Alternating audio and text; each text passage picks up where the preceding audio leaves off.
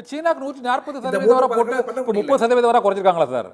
நமக்கு ஏன் திடீர்னு நமக்கு 25 போட்டு 50 அதிகரிச்சிருக்கிறாங்க. சீனாவுக்கு 150%லாம் போட்டு 30 குறைச்சிருக்கிறாங்க. இதே மாதிரி கனடாவுக்கும் அதிகமாக வரி விதித்து குறைச்சிருக்கிறாங்க. இந்தியா ஒன்றுமே பண்ணலை, இந்தியாவுக்கு திடீர்னு 50% கூட்டிருக்காங்களா? தான் ஏன்னு கேட்குறேன். என்னங்க இப்போ சீனா வந்து 150% வரை சீனாக்கு முதல்ல வரி விதிச்சாங்க. அதன் பின்னர் இப்போ 30% குறைச்சிட்டாங்க இந்த இரண்டாம் கட்ட வரி விதிப்பின் போது. கனடா நாட்டை எங்கள் நாட்டோடு இணைப்போம் என்று அறிவித்து விட்டு கடுமையான மோதல் ஏற்பட்டு அதன் பின்னர் கனடாவுக்கு அதிக வரி விதித்தார்கள். இப்போது கனடாவுக்கும் இது போல வரி விதிப்பை வந்து குறைச்சிட்டாங்க, 30% ஆக்கிட்டாங்க. ஆனால் இந்தியாவுக்கும் அமெரிக்காவுக்கும் இடையே எந்த விதமான மிகப்பெரிய ஒரு கருத்து வேறுபாடோ அல்லது ஒரு மோதல் தன்மையோ இல்லாத சூழ்நிலையில் இந்த வரி விதிப்பை 2 மடங்காக 25%லேருந்து நேரடியாக 50% இப்போது உயர்த்துவதற்கான காரணம் என்ன? ஆசிய நாடுகளிலேயே இந்தியாவுக்கு தான் அமெரிக்கா அதிக வரி விதிப்பு. அது நேரடியாக அமெரிக்காவை எதிர்க்கும் சீனாவுக்கு 30 தான், 30% தான் வரி விதித்திருக்கு. இந்தியாவுக்கு ஏன் அவ்வளவு அதிகரிப்பு இதுதான் கேட்குறேன். இல்லை, கடந்த 3 மாத காலமாக சைனா வந்து நெகோஷியேஷன் வரவே இல்லை, ஜப்பான் வரல. அவங்க சர்ப்ளஸ் பணம் இருக்கு. இந்தியாவோட அவங்களுக்குலாம் குறைவான வரி தானே வச்சிருக்காங்க. சைனா சப்ளை பண்ணிட்டு இருக்கு. அதே போல கனடாவுக்கு பார்த்தீங்கன்னா கனடாவுக்கு 30% போட்டது மிக அதிகம்.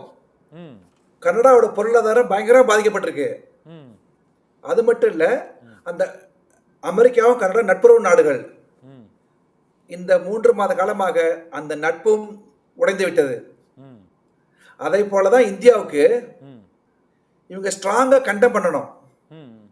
நமக்குள்ள பாத்தீங்கன்னா விண் தொழில்நுட்பம், தகவல் தொழில்நுட்பம், கல்வி மற்றும் பாதுகாப்பு, மேலும் சில ஏற்றுமதி இறக்குமதி திட்டங்கள் நல்லா பண்ணிட்டு இருக்கோம்.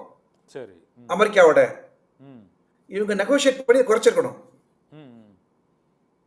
அது பாத்தீங்கன்னா நாளையிலேருந்து டைமண்ட், கோல்டு, டெக்ஸ்டைல்ஸ், கெமிக்கல்ஸ், குறிப்பா வந்து மெடிக்கல் ஐட்டம்ஸ், இந்த எக்ஸ்போர்ட்ஸ் எல்லாம் விலை அதிகரிச்சதுனால பெரும் பின்னடைவை ஏற்படுத்தும். இல்லை, தொடர்ச்சியா நான் இந்தியாவுக்கு மட்டும் இந்த கூடுதல் வரி விதிப்பு விதிக்கப்படுறதுனால இப்போ இந்தியர்களுக்கு அமெரிக்கா பொருட்கள் பெருமளவில் பயன்படுத்துகிறாங்களா சார் இங்கே உண்மையிலே? அதாவது அமெரிக்காவில் வந்து வாழ்கின்ற இந்தியர்கள் பெரும்பளவு பயன்படுத்துகிறாங்க. ஏன்னா இப்போ நிறைய பெட்ரோல் வந்துட்டாங்க, குழந்தைகளுக்கு இது கொடுத்து பழக்கப்படுத்திட்டாங்க. அமெரிக்காவில் வாழ்கின்ற இந்தியர்களுக்கு பெரும் பாதிப்பு. அது மட்டும் சாப்பாடு மட்டும்தான், அது கொஞ்சம் ட்ரெஸ்ஸஸ். ஆனால் அமெரிக்காவிலேருந்து நம்ம எக்ஸ்போர்ட் பண்ணுறோம் இல்லையா, நிறையா அந்த பொருட்களை அமெரிக்க இந்தியர்கள் மட்டுமல்லாமல் அமெரிக்காவில் யூஸ் பண்ணாங்க. அவங்களுக்கும் பாதிப்பு ஏற்படுத்த அவங்க வாங்க மாட்டாங்க. இப்போ நீங்கள் வந்து ஒரு டிஷர்ட் வந்து மேட் இன் இண்டியான்னு போட்டிருக்கு, டிஷர்ட்டு 150 ரூபான்னா வியட்நாம் வந்து 90 ரூபா தான் இருக்கும். இப்போ நம்ம பார்த்தீங்கன்னா இந்தியா வந்து மொத்த எக்ஸ்போர்ட் பண்ணுறது 30% பண்ணுறோம், சரி, அமெரிக்காவுக்கு மட்டும். ஆனால் வியட்நாம் வந்து 90% பண்ணுது.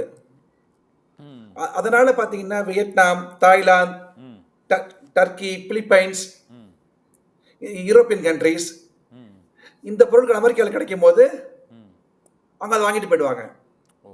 இது நீங்கள் எப்படி பார்த்தாலுமே இந்தியாவிற்கு பாதிப்பு தான். அதனால இந்த 3 நாளா பேசு பொருளா இருக்கு. அமெரிக்காவுக்கு இல்லை, நமக்கு இந்தியாவுக்கு பாதிப்பு இருக்கிறது ஒரு புறம் இருக்கட்டும், உலகம் முழுவதும் பல நாடுகளுக்கும் அமெரிக்கா இந்த வரி விதிப்பில் மாற்றங்கள் செய்து வருவதன் மூலமாக அமெரிக்காவை மையப்படுத்தி தான் அனைத்து உலக நாடுகளின் ஏற்றுமதி இறக்குமதி இருக்குதா? அமெரிக்காவுக்கு இந்த நம்ம கூடுதல் வரி விதிப்பால் அமெரிக்காவில் எந்த பாதிப்பும் இல்லையா? அவங்களோட ஏற்றுமதி இறக்குமதியில் இந்த கூடுதல் வரி விதிப்பால் மற்ற நாடுகளோட உறவு பாதிக்கப்படுவதனால அந்த ஏற்றுமதி இறக்குமதியாகும் பொருள்களால் அமெரிக்க பொருளாதாரத்துக்கு பாதிப்பு எதுவும் ஏற்படாதா சார்? அதாவது பல ஆண்டுகளாக அமெரிக்காவிலிருந்து பொருட்கள் வெளிநாட்டுக்கு போவதும் வெளிநாட்டிலிருந்து பொருட்கள் உள்ள வருவதும் சாதாரண நடந்துகிட்டு இருந்திருக்கு. ரெசிப்ரோக்கல் டாக்ஸ் போட்டிருந்தா பிரச்சனை கிடையாது.